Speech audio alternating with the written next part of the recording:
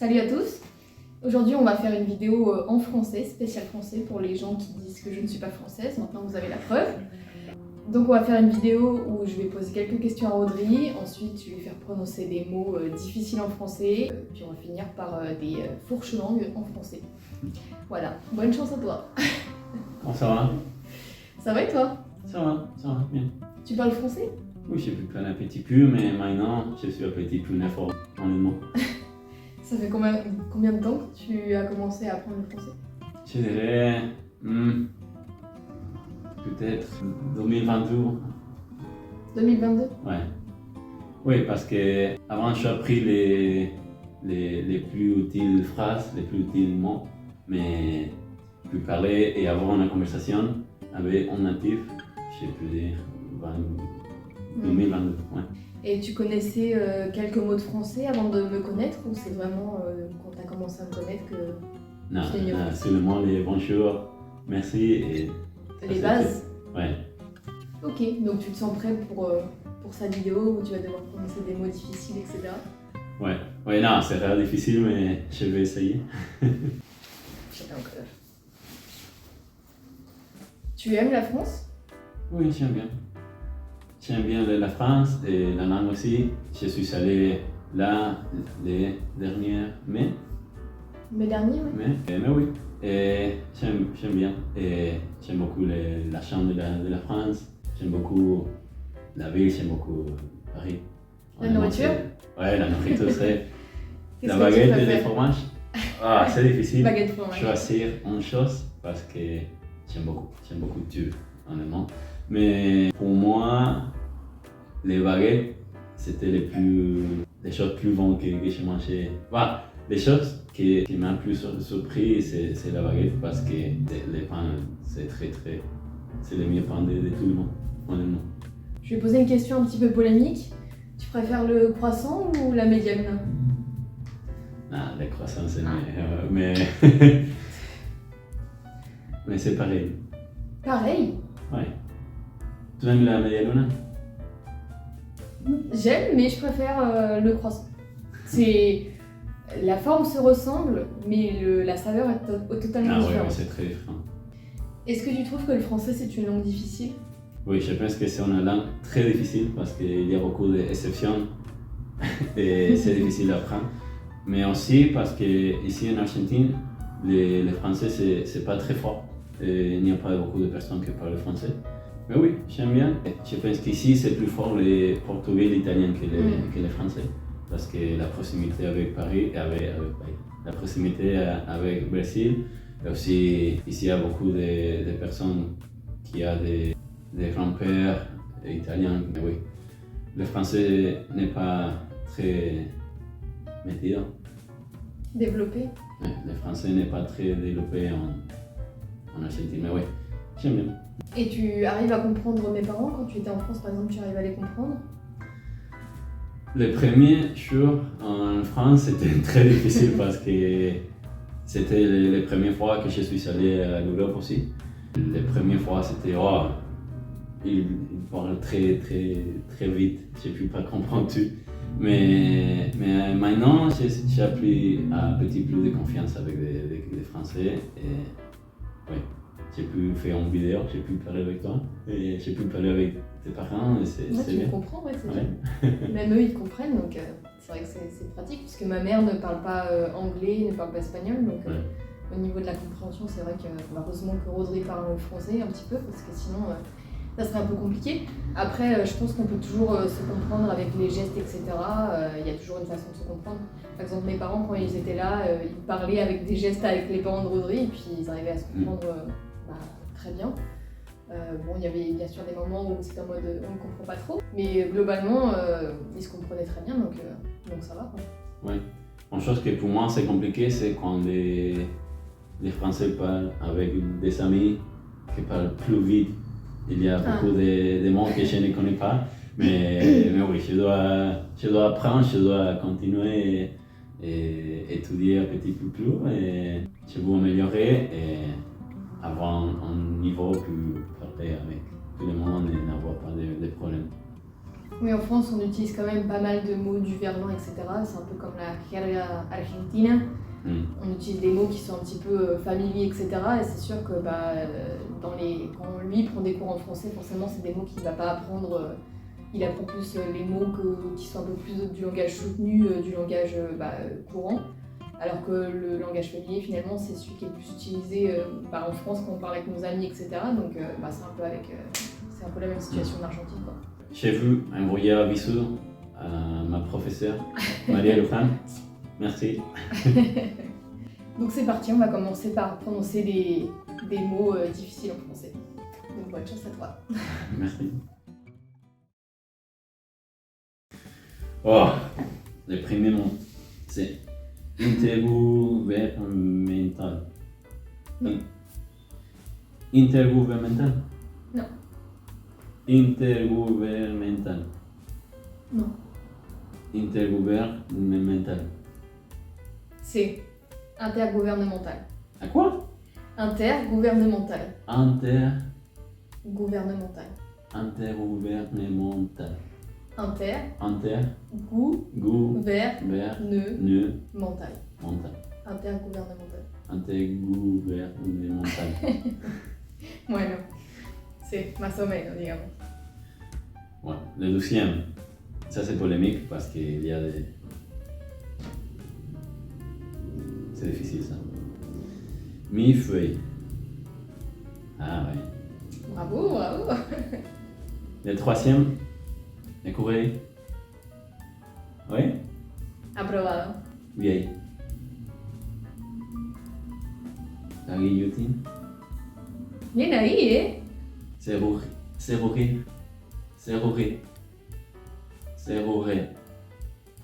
Casi, casi. Serrurier. Comment? Serrurier. Serrurier. Ah. Casi. C'est la première fois que chez vous, c'est non? Chirurg. Oh! Pour moi, quand la R et la R c'est ensemble, c'est très difficile pour moi. Chirurgien. Chirurgien? Chirurgien. Chirurgien. Casi. Chirurgien. Chirurgien. Chirurgien. Chirurgien. Esa no era tan difícil. Cancelier. Non. Cancelier. Cancelier? Cancelier. Non. Canquillerie. Canquillerie. Casi. Canquillerie. Canquillerie. Quincaillerie. Quoi? Quincaillerie. Canquillerie. Quincaillerie. Canquillerie. Canquillerie. Quincaillerie. Canquillerie. Ouais, on n'a pas la hora difícil. Quincaillerie. Bredouille. Bredouille. Bredouille. Bredouille. Bredouille. Bredouille. Bredouille. Bouilloire. Oui, ouais. Bouilloire. Grenouille. Grenouille. Grenouille. Grenouille. Grenouille. Ouille. Oui. Grenouille. Grenouille. Grenouille. Grenouille. Acoué. Acoué. Acoué. Acuerdo? No. Acoué. Acoué. Significa acogida. Acoué. Accueil. Accueil. Accueil. Accueil. Chat ou chien? Gingembre. Gingembre. Gingembre. Gingembre. C'est pas mal. Joyeux. C'est Gruyère. gruyère. Groin. Groin, c'est Ou. Esa era tramposa. Point. Roux. Muy bien, ¿eh? Roux. Roux. Roux. Roux. Roux. Non. Comment? Rhum. Eh? Rhum. C'est un ou. Roux. Rhum. Rhum. Pourquoi? No se explica. Es un alcohol Ron. ¿Cómo es? Ron. Ron. Tramposa. Tilleux. No. Tilleux. Tilleux. No. ¿Cómo es? Tilleul. Tilleul. La L se pronuncia. Esa. Oisiveté. Oisiveté. Bien ahí.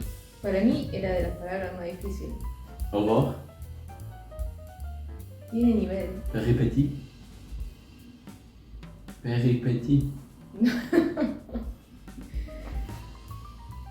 ¿Cómo es? Una regla del francés. La T y la I. ¿Cómo se pronuncia? Sí. Sí. ¿Cómo? Sí. Péripétie. Péripétie.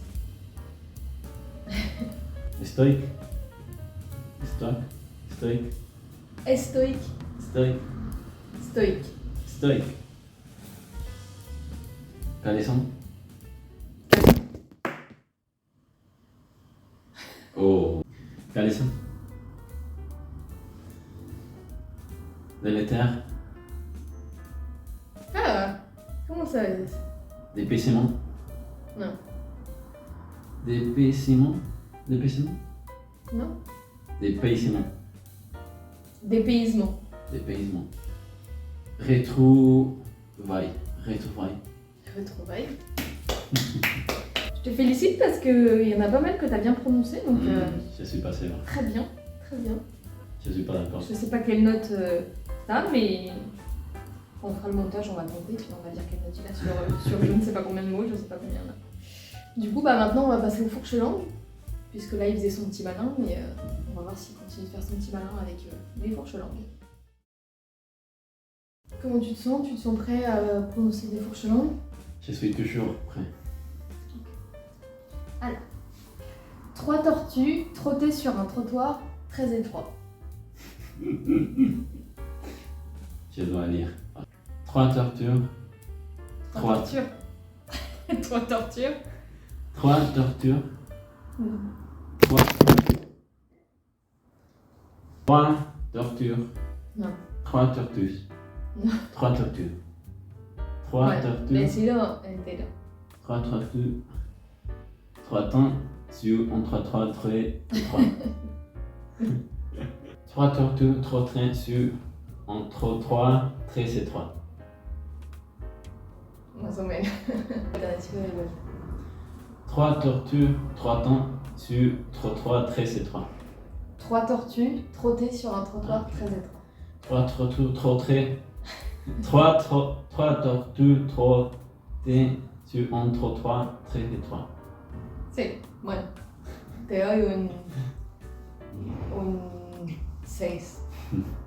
Bon, le deuxième fourche-langue, du coup. Les chaussettes de l'archiduchesse sont-elles sèches? Archi-sèches. Les chaussettes de l'archiduchesse sont-elles sèches? Archi-sèches. Non. Les chaussettes de l'archiduchesse sont-elles sèches? Archi-sèches. Archi-sèches. Mejor. Te doy un 7. En 7.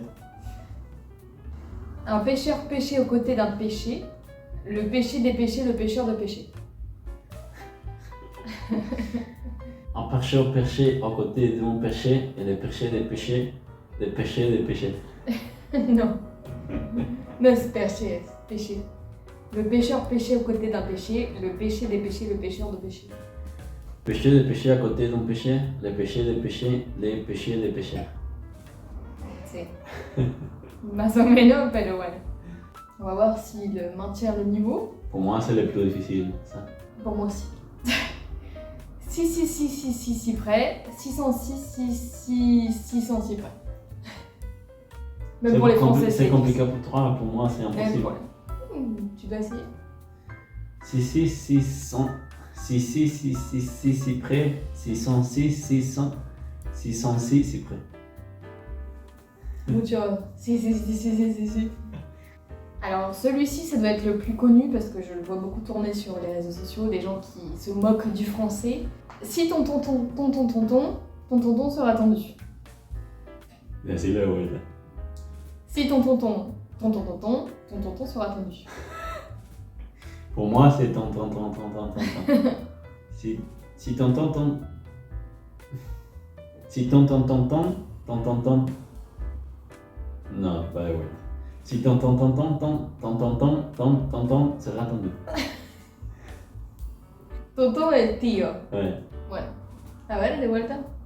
Sin leer. Si ton sera tendu. No, demasiado tonto. Sin leer. Tienes que memorizar la frase. Si ton tonton sera tendu. Si C'est pas si compliqué. C'est pas Si si ton tonton sera tendu. Con la traducción te sale mejor. Prochain fourche-langue. Combien sont ces 6 saucissons-ci? Ces 6 saucissons-ci sont 6 sous. Si ces 6 saucissons-ci sont 6 sous, ces 6 saucissons-ci sont trop chers. C'est très loin. C'est très long. Combien sont ces 6 saucissons-ci? Non. Voilà. Sont 600. Saucisson, c'est salchicha. Combien sont ces 600? Si ces 600. Ah. Combien sont ces 600? Si ces 6 saucissons 6 sous. Si c'est 606 sous. Ces 6 saucissons sont trop chers. Mais... Combien sont ces 6 saucissons-ci? Ces 6 saucissons-ci sont 6 sous. Ces 6 saucissons-ci sont 6 sous. Ces 6 saucissons-ci sont trop chers. J'ai voulu essayer encore. Combien sont ces saucissons-ci? Ces 6 saucissons-ci sont 6 sous. Si c'est 6 saucissons-ci sont 6 sous, ces 6 saucissons-ci sont trop chers. Bueno, mejor. C'est bien? Pero no es del todo perfecto. C'est pas parfait. Mais... Alors, comment t'as trouvé cette série de mots difficiles à prononcer et de fourche-langue? C'était très difficile. Mais il a quand même bien prononcé les mots, donc c'est grâce à son niveau déjà en français. C'est pas comme s'il avait aucune base en français. Enfin, il connaît déjà les règles, etc. pour prononcer certains mots, donc t'y arrives pour la majorité. Et je pense que quelqu'un qui ne connaît rien du tout au français, ça serait beaucoup plus dur. Donc, Ah ouais, oui. Parce que les prononciations, la phonétique du français, c'est difficile. Honnêtement, c'est difficile. Il y a beaucoup de sons qui n'existent pas en espagnol et tu dois apprendre des cerveaux. C'est qu'en fait, le français, ça fait partie des langues latines, mais ça ressemble pas du tout au niveau phonétique à tout ce qui est espagnol, italien. Oui, pour moi, c'est les plus différents. Si tu veux comparer avec l'espagnol, l'italien, le portugais, c'est très très différent. La phonétique, c'est très différent. Surtout le R qui ressemble à un R assez germanique, Ouais. qui se fait dans la gorge. Ici. Moi, j'ai beaucoup de mal à prononcer le R en espagnol. J'ai vraiment beaucoup de mal. Donc, par exemple, le mot le plus dur pour moi à prononcer, c'est rural. Ruralidad. J'y arrive pas. Ruralidad. Ruralidad. C'est trop dur. La ruralidad Il argentina. faut faire beaucoup de mouvements de langue en fait, et ma langue elle est pas du tout habituée, elle est plus habituée à ne pas trop bouger en fait, à rester dans sa zone de confort. Donc voilà, donc lui il a du mal avec tout ce qui est R en français, moi c'est le R en espagnol. Ouais. Pour moi, les plus compliqués, c'est... Grumeau. Ouais. Je ne peux pas dire gourmand. Grumeau. Gourmand. Ahí sí, pero es como que haces mucha Pour fuerza. moi, c'est... Grumeau. Oui. Non. Gourmand. Grumeau. Gourmand. Grumeau. Gourmand. Non, quel est le moins important de répondre aux questions? Pourquoi ça te semble important de parler français? Pour moi, c'est très important parce que ta famille parle français, forcément. Aussi parce que quand je suis allé à la France, j'aime bien la France et j'aimerais habiter là dans un futur. Je ne sais pas quand, mais peut-être. Mais oui, aussi c'est une langue que j'aime beaucoup, les phonétiques, comment ça sonne. Et pour moi, j'aime bien connaître personne d'autre part du monde. Et pour moi, c'est une expérience. Ah, tu peux communiquer mieux parce que si tu parles anglais en France, c'est pas la même chose que si tu parles français en France. Le même ici, si tu parles espagnol, c'est tu peux aller à des pays Et si tu ne parles les langues natives, c'est difficile de communiquer, c'est difficile de connaître vraiment les pays. Mais oui, pour moi, le plus important, c'est parler avec ta famille. Et les prochaines fois que je vais aller à la France, je vais parler bien. De toute façon, pour s'adapter dans un pays, le mieux c'est de parler la langue du pays parce que sinon on a du mal à s'intégrer dans les conversations, etc. Donc je pense que ça peut être une expérience complètement différente si on parle vraiment la langue du pays. En France, déjà les gens ne parlent pas très bien anglais. Le niveau d'anglais c'est le pire d'Europe, il me semble. Mais c'est mieux qu'ici. Mais en Europe, je pense que déjà les Allemands ils parlent extrêmement bien. Après en Espagne, je ne sais pas trop pour le coup. Les Allemands parlent beaucoup des langues. Ils parlent l'espagnol, le français, dans le nord d'Europe, l'anglais. en général, ils ont un très bon niveau en anglais et nous, c'est comme si on se contentait de parler français, quoi. Donc oui, je pense que c'est une expérience totalement différente quand on a la possibilité de parler la langue du pays. Et que même les gens le valorisent quand même, puisque ça fait toujours plaisir à quelqu'un quand on entend un étranger essayer de parler français. On sent que cette personne fait des efforts, etc. Et on essaie de le traiter différemment qu'un touriste. Donc c'est toujours un plus. Et comment tu trouves les Français? Parce que tu as eu l'opportunité de vivre en France pendant quelques semaines. Comparé à les Argentins, les personnes en français, c'est plus froid que nous. Et c'est difficile peut-être commencer la conversation avec une personne que tu ne connais pas. Aussi, il y a plus de distance entre les gens qu'ici. Le français, c'est très organisé, c'est très honnête, je pense, parce que si un français n'aime pas une chose, il dit « j'aime pas ». Ici, on peut dire « oui, mais j'aime ». Oui, mais non, quoi. On peut mentir un petit peu, mais oui, c'est peut-être les plus grandes différences, c'est la distance entre personnes. Et ici, c'est très normal de parler avec tout le monde dans la rue. Si tu dois faire un queue, tu commences à parler avec les personnes qui sont avant toi ou derrière toi. Mais oui, j'aime bien la France. J'ai pu m'adapter, je pense. Puis à la fin, j'ai pu parler bien le français et je suis sûr que si tu parles bien la langue, c'est plus facile de trouver un travail, faire des amis, et c'est tout plus facile. Lui, ça l'a vraiment perturbé de ne pas parler avec tous les gens qu'il croisait en fait. Par exemple, nous, on parle pas du tout à nos voisins, on leur dit juste bonjour, etc. Et il n'y a pas vraiment de lien, enfin il n'y en a pas du tout. Alors que ici, c'est plus normal d'inviter des voisins à manger, etc. Il y a vraiment ici, les liens sont noués beaucoup plus rapidement, alors qu'en France, on prend beaucoup plus de temps pour se faire des amis, etc. Après, c'est des relations peut-être plus durables en France, puisqu'ici, vraiment, ils parlent à tout le monde, et puis c'est peut-être des gens qui ne reverront jamais, etc. Mais c'est vrai qu'au niveau de lier une amitié, c'est totalement différent dans les deux pays. Et tu penses que j'ai pu habiter en France si je parle comme ça? Oui, je pense que de toute façon, je le comprends très bien, mes parents le comprennent très bien, mes amis aussi. Donc oui, je pense qu'avec ce niveau-là, tu n'auras pas de soucis, même pour travailler par exemple, tant que tu as les bases. Je connais même des étrangers qui arrivent à travailler en France sans parler français, donc je pense qu'avec ce niveau, tu n'auras jamais de soucis. Ok, c'est mieux pour moi. Voilà, donc on arrive à la fin de cette vidéo. J'espère que ça vous a plu et que du coup, maintenant, vous avez la preuve que je suis française et que je ne simule pas. Donc voilà, je trouvais que c'était assez marrant de faire un concept comme ça. Et t'as apprécié cette vidéo également? Oui, c'était amusant. Donc voilà, j'espère que ça vous plaira à vous aussi. Et puis n'hésitez pas à laisser un petit like, un petit commentaire et puis s'abonner, ça fait toujours plaisir. Donc voilà, bisous. Bisous, au revoir.